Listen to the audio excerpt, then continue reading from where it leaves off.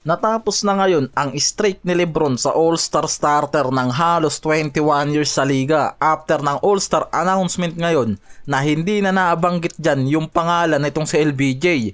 Dahil ito yung 5 pangalan na nanguna ngayon sa voting para sa All-Star Game at magre-represent sa Western.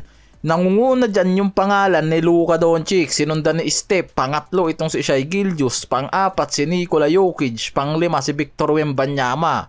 Matapos umangat yan sa status kasunod ng dominant season niya ngayon. Kaya ngayon pa lang hindi na talaga napasama at nanguna sa All-Star voting itong si LBJ at nagtapos ngayong 23rd season niya ang NBA All-Star streak niya.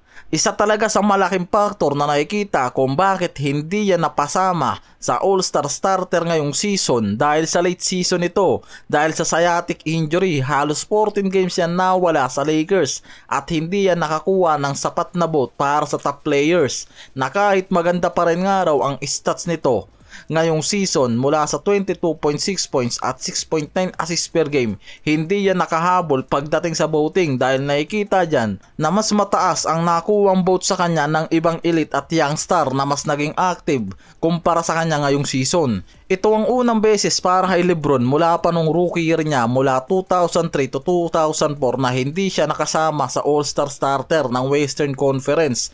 Isang streak nga raw na bihirang makita sa history ng NBA. May posibilidad pa rin nga raw na mapabilang yan sa All-Star Game bilang reserve na nga lang kung pipiliin siya ng mga coach, pero hindi na siya ang starter gaya ng dati na sobrang nakakapanibago nga raw talaga ngayon. Sa kabilang dulo, based naman sa mga analyst at insider ngayon, si Kinnick halos mawala na ng trade value. Kaya maraming mga teams nga ang hindi kayang magbigay sa Lakers ng malaking asset value kung si Kinnick lang ang gagamitin ng Lakers sa trade. Kaya sobrang nahihirapan ang Lakers ngayon na maghanap ng trade para kay Kinnick ngayon, lalo na kung trade swap ang gagawin ng mga to.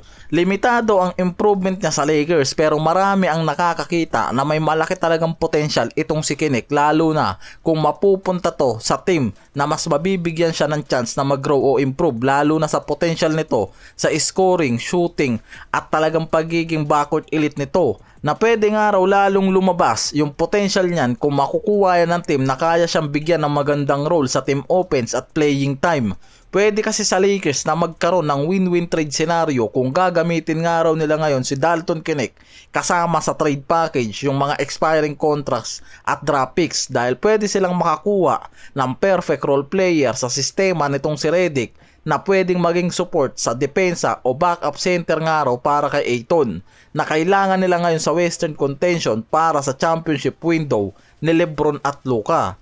Sa trade kasi nitong si Dalton Kinnick, kung sasamahan nga raw yan ng Lakers ng draft picks o expiring contracts, pwede silang makakuha ng center o wing guard tulad nitong si Keon Ellis o Herb Jones na mga elite wing defender na hindi naman ganun talaga kataas ang market value. Pero kung sasamahan nga raw si Kinnick sa package, at least isang expiring contracts o draft picks, pwedeng manalo ang Lakers sa trade na yan.